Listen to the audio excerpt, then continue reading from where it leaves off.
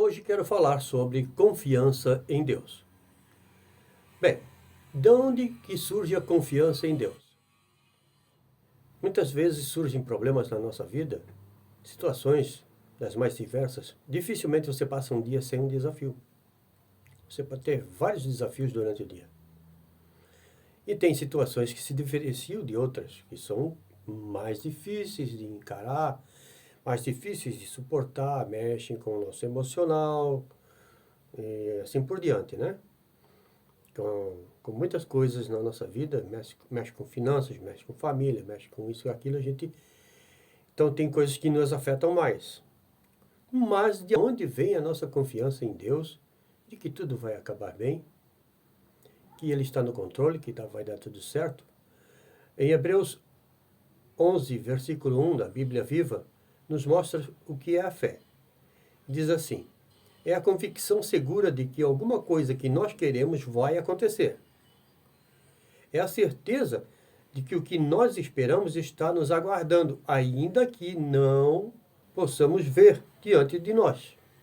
No mesmo versículo, em Hebreus 11, 1, na Almeida Revista e Atualizada, diz assim: ora, a fé é a certeza de coisas que se esperam, a convicção de fatos que se não veem.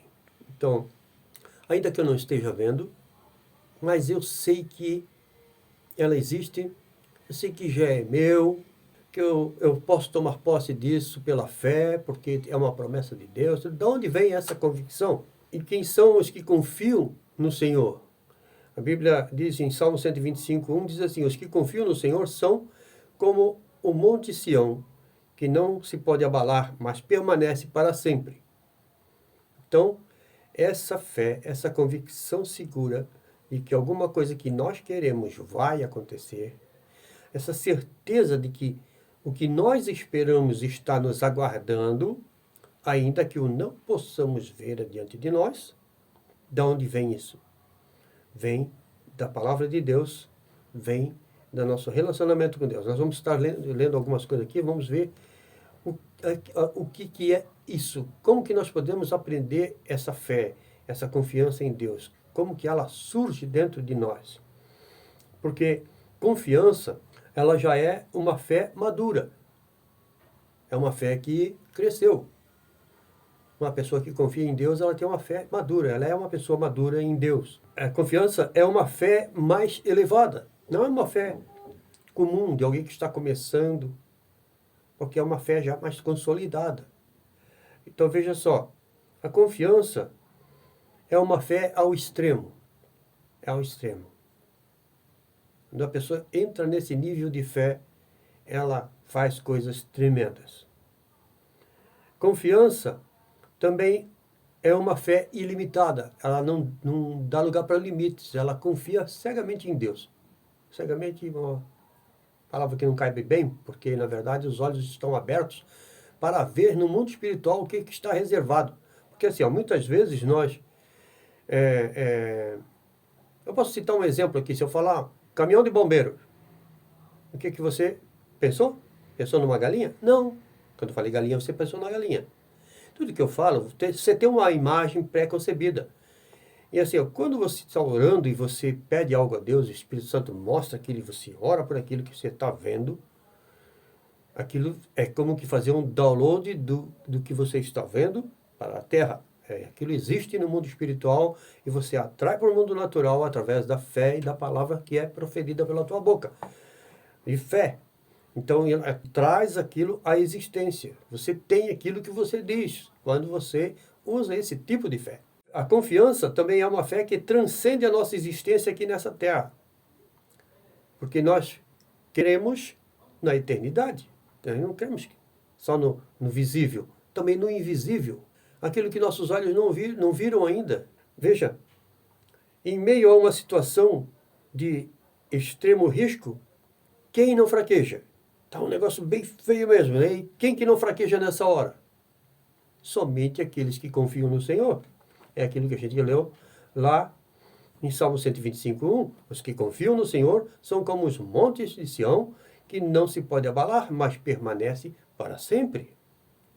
Esses têm uma fé inabalável. Isso aqui fala de gente madura em Deus. Gente que andou com Deus, que caminhou com Deus. Então, sua palavra comanda todo o universo. Olha o que Jesus falou em Mateus 28, 18, 19 e 20. Então Jesus, aproximou-se deles e disse: Foi-me dada toda a autoridade no céu e na terra. Então não tem limite. Portanto, vão e façam discípulos de todas as nações, batizando-os em nome do Pai, do Filho e do Espírito Santo, ensinando-os a obedecer a tudo o que eu lhes ordenei, e eu estarei sempre com vocês até o fim dos tempos. De onde vem essa fé? Saber que Ele está conosco. Você está vendo Ele aí? Não está, né? Mas você sabe que Ele está. De onde veio essa fé em você? Então, o que nos leva a confiar em Deus de tal forma? Primeiro, você precisa conhecê-lo, né? Precisa de ter intimidade com Deus. E o Espírito Santo, quando nós entregamos a nossa vida ao Senhor Jesus, ele vem fazer parte da nossa vida. E ele transmite essa fé. É ele que vai trabalhando na vida do cristão para que ele aprenda, para que ele cresça, para que ele ouça a Deus, aprenda a ouvir a Deus, aprenda a obedecer a Deus, a fazer aquilo que Deus mandou fazer, aquelas coisas que Jesus ensinou, como ele diz, ensinando-os a obedecer a tudo o que eu lhes ordenei. Então, a tudo que ele ordenou. O que ele ordenou, o que ele disse, é a vontade dele. Ele não ia dizer uma coisa que não quisesse que você fizesse, ou que fosse errado, ou que fosse feio você fazer. Entendeu? Quando ele disse pregar o Evangelho, a responsabilidade de pregar o Evangelho é nossa. Ressuscitai os mortos, curai os enfermos, limpai os leprosos. Então, todas essas ordens de ensinar, de tudo isso é vontade dele. Não fica aí acreditando em conto de carochinha. O que a palavra de Deus diz, essa é a vontade de Deus. O Espírito Santo, a palavra de Deus diz, se está escrito, é a vontade de Deus. Ele disse que é a vontade dele que todos sejam salvos e cheguem ao pleno conhecimento da verdade. Essa é a vontade de Deus. Está escrito. É da vontade. Entendeu? Então, eu não tenho que perguntar se Deus quer salvar essa pessoa. Talvez Deus não queira salvar essa pessoa. Isso é uma mentira. Isso é um absurdo. Deus não ia enviar Jesus Cristo para salvar o mundo inteiro e dizer, mas esse aqui não. Por que então que algumas pessoas podem não ser salvas? Porque não crê nele. Essa é a condição. Quem crer e for batizado será salvo. Quem, porém, não crer será condenado ou já está condenado. Muitas pessoas dizem, mas naquele dia vai ter julgamento, vai ter muita surpresa. Sim, vai ter muita surpresa. Para um lado e para o outro. Porque tem gente que acha que lá é que vai resolver, está enganado. Está enganado. Você resolve agora. De que lado você está e vive de acordo com a vontade de Deus. Né? Então, você precisa, hoje, crer no Senhor Jesus Cristo e ser salvo, tu e a tua casa. Servir a Deus é fazer a vontade dele. Servir ao Senhor Jesus, entregar sua vida ao Senhor Jesus é a vontade do Pai. Ele mesmo disse, né? Esse é meu filho amado, em quem tenho todo prazer. Ouvi-o. Ouvi-o. Ouça o que ele tem para dizer. Porque essa é a verdade. Essa é a minha vontade. A nossa própria experiência em andar com Deus, onde a nossa fé é provada todos os dias. A nossa própria experiência, porque eu aprendo. Eu faço uma coisa e vejo que ali se cumpriu a palavra de Deus. Eu faço outra, vejo que ali se cumpriu a palavra de Deus. Há coisas que quando a gente é novo, muita gente se engana assim com essa questão da vontade de Deus, porque assim, não, mas eu já vi gente que foi lá e pediu oração, ela até nem acreditava muito, mas ele pediu oração e Deus abençoou, Deus fez. Deus fez, então tudo bem. E agora todo mundo está orando e não dá certo. Então talvez não seja a vontade de Deus. Deixa eu contar uma experiência. Falando de experiência, né? Quando eu me converti, eu tinha qualquer problema, eu ia lá para os irmãos, né? Falava que eram os crentes, orar por mim, eles oravam e dava certo. Uma por uma, não errava uma. Até que chegou uma hora que parece que a coisa não foi mais. Aí me chamaram, porque eu reclamei, né? Poxa, mas agora, né? Vocês oravam, dava certo, agora não está mais dando certo. Já estava meio que botando a culpa neles, né? Aí, aí, aí teve umas irmãs que me chamaram para o canto assim, eu e minha esposa. Disseram, meu querido, agora, quando isso começa a acontecer, a gente entende uma coisa. Que agora você já tem condições de orar, você mesmo aplicar a sua fé na palavra de Deus e obter os resultados. Até aqui você andou na fé dos outros, agora Deus quer que você ande na sua fé. Aí eu aprendi e perguntei como que eu fazia então, aprendi a orar, li livros a respeito de oração e louvor, adoração, Espírito Santo, e tudo que eu podia ler, eu li no meu primeiro ano de convertido, eu li, parece que foi 30 e tantos livros, uma coisa assim. Foi muito livro. Eu li um monte, eu vivia lendo. Aí, os filhos, eu já tinha filho. No começo, a mesma coisa. Eu orava, tinha verruga, teve vezes de quando eu tirava a mão de cima da verruga, a verruga já tinha sumido. E teve outras porque eles tinham muita verruga, não sei de onde é que arrumavam tanto. Mas no outro dia, no máximo no outro dia, quando eles se levantassem, eles nem notavam que tinha, depois eles olham assim, aí ó, sumiram. Porque tudo que era juntinho, ponta de dedo, tinha verruga. Na perna, no joelho, sumiam. Até que chegou uma época que não sumia mais também. Aí, baseado na experiência que eu tinha, eu falei para eles que agora era a hora de eles começarem a aplicar sua fé. Eles já tinham base, por isso que estava acontecendo, eles já tinham base. E se não tinham o suficiente, mas aqui nós estávamos, agora nós e os que nos ensinaram, para ensiná-los a obter as coisas através da fé, através da oração. Como que se aplica isso aqui? Como que você ora? Como que você entende a fé? Como que você consegue resultado? E aí eles aprenderam. Eles têm muitos testemunhos de coisas que conseguiram assim, quando eram crianças ainda. E eu até hoje, né? E eu também até hoje, nós temos testemunho diário de coisas que nós experimentamos em Deus. Então, a nossa própria experiência em andar com Deus é que também vai mostrar a nossa fé, certo? E o nosso próprio testemunho de vida e de tantos outros irmãos vão estabelecendo e consolidando essa fé e a confiança. Assim como eu estou contando experiências para você, você também tem as suas experiências, nós somamos experiências e enriquecemos no conhecimento e na fé. Aprendemos a confiar em Deus. Sabemos que deu certo com o fulano, ele fez assim, e a palavra diz assim, ele fez de acordo, então eu vou fazer também, e faz, e aí dá certo. Então, é como se Deus estivesse dizendo, tá vendo aí? Viu como deu certo? Aí, agora sim. Entendeu? E aí você vai aprendendo. Então, nessa vida nós aprendemos que Deus dificilmente muda a situação para nós. Ele faz até no começo, não se engane com isso. Que estava indo tão bem a coisa. Né? Mas ele nos permite passar por situações que vão depurando a nossa fé, né? E nos fazendo crescer.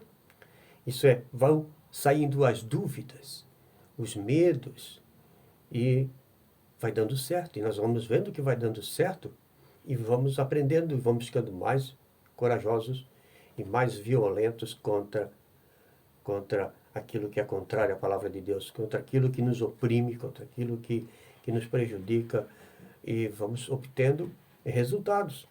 Então nós mudamos a situação. No começo a gente pede para Deus mudar, Deus muda. Depois Deus não muda mais. Ele quer que você mude a situação. Mas não é você sozinho, não pensa assim, que agora é eu que mando. Não, é nós e Ele. Somos um. Somos um. Estamos juntos, unidos. E é isso que Ele quer que a gente aprenda. Veja, toda vez que Deus quis fazer algo na face da terra, Ele falou com o homem. Um exemplo, Noé. Ele queria fazer algo, queria trazer o dilúvio, destruir a humanidade, e queria salvar Noé e sua família. Por quê? Porque ele viu neles pessoas justas, honestas, pessoas retas diante dele, que temiam a ele. Então ele falou com o Noé que ele ia fazer, e Noé falou ao povo o que Deus ia fazer. Não acreditaram no Noé. Mas aconteceu o que não é disse. A chuva, que eles não entendiam o que era, porque nunca tinham visto chuva na vida até ali, né? Aconteceu. E a arca, bem, a arca foi cheia de animais e a família do Noé. Foi uns 120 anos fazendo aquela arca. Deu tempo para migrar animais do planeta inteiro e chegaram naquele dia e entraram. Ele só contabilizou quanto de cada um que era para entrar e pronto. E Deus fechou a porta por fora, para ele não abrir. Entendeu? Porque o pessoal começou a bater lá fora depois. E ele podia ser que ele abrisse e ele treco ainda afundasse, né? Então assim não. Só quem creu foi. E quem obedeceu da forma de Deus, né? Foi para lá, entrou e foi salvo. Moisés. Deus queria libertar o povo do Egito. Teve toda uma preparação para o nascimento de Moisés, para Moisés estar pronto. E aí ele enviou Moisés com uma palavra. Deus não podia ter libertado o povo do Egito sozinho? Sim.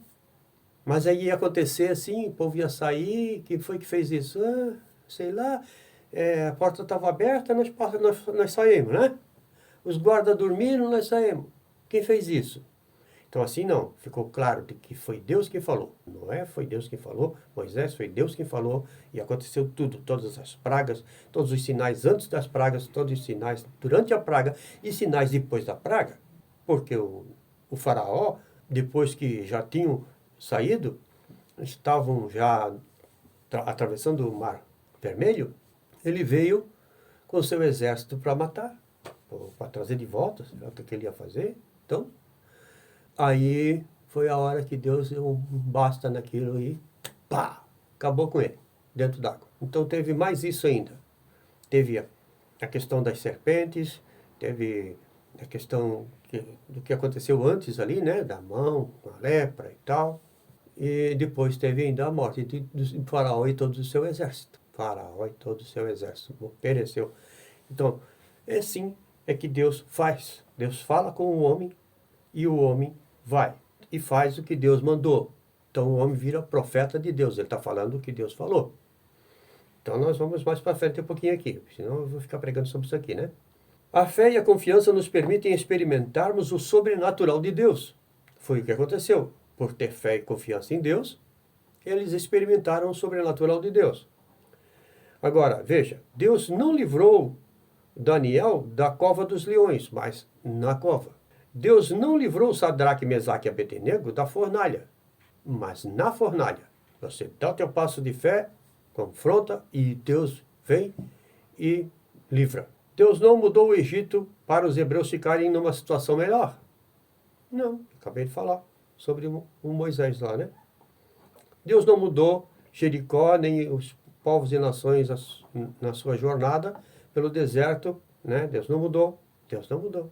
Deus usou o povo, falou com Josué, Josué falou ao povo, e todos obedeceram a Deus, e o que aconteceu foi que a muralha de Jericó foi derrubada, e eles entraram e tomaram posse. Pronto, Deus falou com o homem, e o homem fez o que Deus disse. E aí aconteceu. É assim que funciona. Você faz o que Deus diz, e Deus cumpre sua palavra, e te dá a vitória. Ainda que você tenha que fazer algo mais ainda, mas tudo debaixo da ordenação de Deus. Olha lá, eu estou ensinando o que eu aprendi e o que está escrito na palavra de Deus. Deus não mudou o Império Romano, Deus não mudou o Brasil, por mais que oraram e jejuaram, mas oravam por uma questão política. E Deus não morreu pelo Brasil, por mais ninguém. Deus enviou seu Filho para morrer por todos nós, homens, pessoas, não cidades, nações, certo? Por causa de questões políticas ou financeiras, ou seja lá o que for. Deus se importou com o homem, amou o homem para salvar o homem e mudar a história do homem. Por quê? Porque Deus tem uma nação, a sua igreja. Nós somos o Israel de Deus, filhos de Deus, legítimos por causa do que Jesus fez por nós. Nos tornamos filhos de Deus, a saber, aos que creem no seu nome. Então agora, Deus tem a sua igreja, essa é a nação de Deus. Então dentro do Brasil tem uma outra nação que se chama igreja, é a nação santa, povo santo, escolhido, povo peculiar, somos nós, igreja do Senhor, certo? Essa igreja que ele fala que as portas do inferno não prevalecem contra ela. Você muitas vezes fica acuado, com medo, ou o diabo está se levantando e agora, meu Deus, olha aí, ai meu Deus, né? E faz sinal da cruz e repreende e fica apavorado. Ei, para, ele já está derrotado. Arromba essa porta, vai lá e tira as vidas que estão lá, né? Essa semana nós tivemos várias coisas procurando nos impedir de caminhar com certo conforto, com certa provisão, o diabo tentando tirar a provisão. Mas nós cremos no impossível, cremos que Deus manda a provisão. E Ele com certeza já está mandando. Tirou um ganho da minha esposa, mas assim, ó, que ajudava muito a gente, mas Deus vai mandar outro, certo? Um programa de rádio deu um monte de problema, no final deu certo, a gente continuou, e a gente estava indo ajudar uma pessoa, agora ela botou o programa para nós fazermos. Então é sempre assim. Queriam matar o Moisés, o que aconteceu? A filha do faraó pegou ele e chamou a mãe para amamentar e ainda pagava um salário para ela. Entendeu? Criaram o cara que ia acabar com aquela raça dentro de casa. Somos bênção de Deus onde nós estivermos, mesmo sendo perseguidos, injuriados, só se lembrar das bem-aventuranças, né? Eu quero ler só os últimos versículos aqui das bem-aventuranças, que é o 11 e o 12 de Mateus 5, e diz assim, ó, bem-aventurados serão vocês quando por minha causa os injuriarem, perseguirem e levantarem todo tipo de calúnia contra vocês. Alegrem-se e regozijem-se, porque grande é a recompensa de vocês nos céus, pois da mesma forma perseguiram os profetas que vieram antes de vocês. Se eles foram perseguidos, agora eu não quero ser perseguido? Claro que não quero, mas estou disposto a isso. Eu não quero passar fome, mas estou disposto se for necessário. Eu não quero passar frio e sede, mas estou disposto se for necessário. Isso não quer dizer que então que eu quero passar essa luta, que eu quero passar essa situação, que eu gosto disso. Não gosto, gente. Eu não gosto da ideia de um dia morrer, porque eu fui criado para viver eternamente, e por aqui aconteceu, sofro as consequências, mas eu vou viver eternamente, mesmo que morra, viverá. É isso que diz a palavra, e eu creio na palavra. O que me dá essa fé? A palavra, o testemunho, o meu convívio com Deus, e nós temos outros testemunhos, né, dos apóstolos, profetas, tudo que eles confiaram em Deus, e Deus deu vitória. Depois disso, o Senhor Jesus ainda completa que nós somos sal e luz. Em Mateus 5,13 diz assim, ó, vocês são o sal da terra, vocês são. Eu quero aqui animar você, porque muitas vezes você está, mas eu não sou nada, eu não tenho força, não tenho poder, eu não tenho. Calmem aí. Vocês são o sal da terra. Mas se o sal perder o seu sabor, como restaurá-lo? Não servirá para nada, exceto para ser jogado fora e pisado pelos homens. Então, o que é o sal? Você sabe do sal da cozinha que você usa para comida. Então você põe na comida, o que acontece com a comida? Ele muda o ambiente. Aquela comida fica salgada, certo? Vai ter um sabor diferente. E tudo ele sempre altera o lugar. Esse é você. Agente transformador de ambiente. Você transforma aquele ambiente de trevas em luz. É isso. Vocês são a luz do mundo. A luz do mundo. Não se pode esconder uma cidade construída sobre um monte. Então não tenha medo de aparecer. Se alguém falar contra você, está falando contra a vontade de Deus para a tua vida. Você não pode viver em prol disso para você ser você mesmo, né? Por orgulho próprio.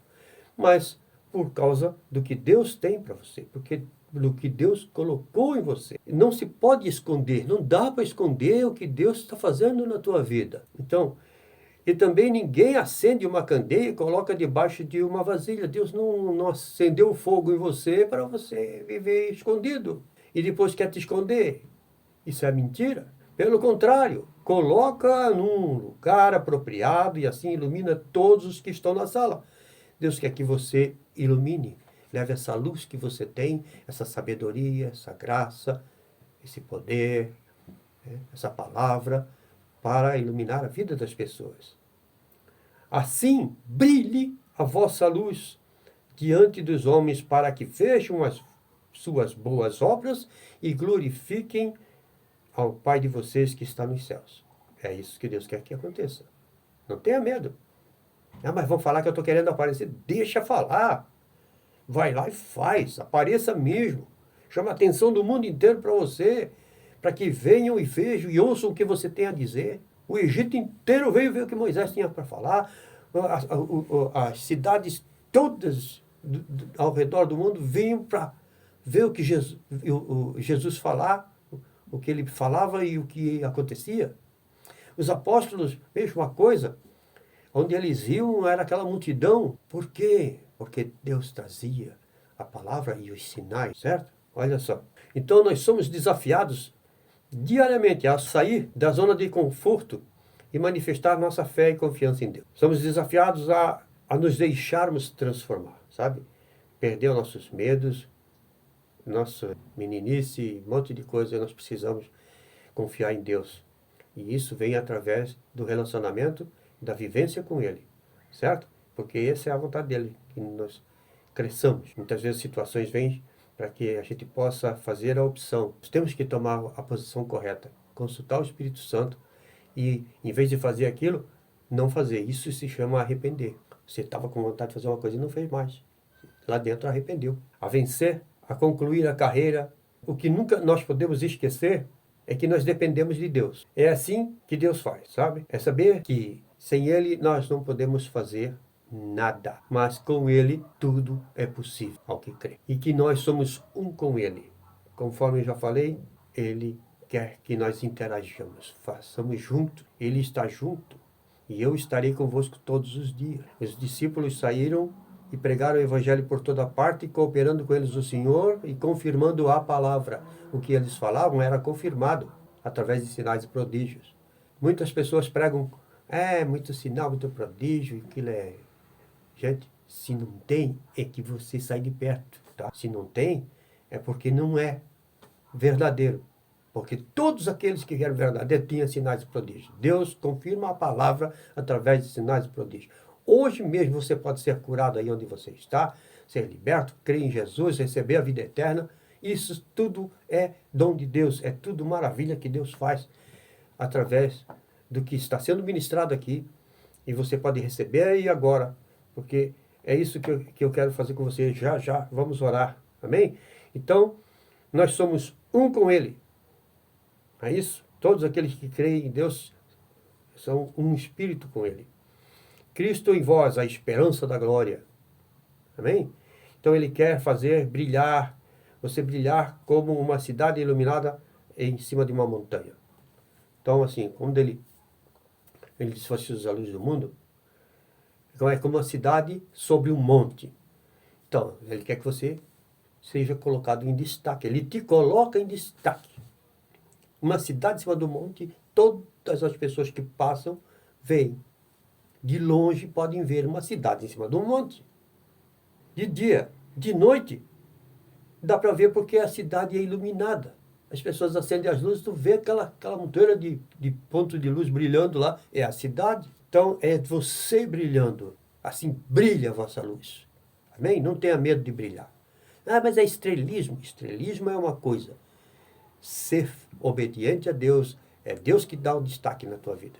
Não é você se promovendo para poder ganhar dinheiro, para ficar rico, para mandar, para ter poder, para ter... Nem é um poder de fazer o que Deus quer, mas é um poder sobre pessoas, sobre denominação, sobre coisas. Não, não é isso que Deus quer.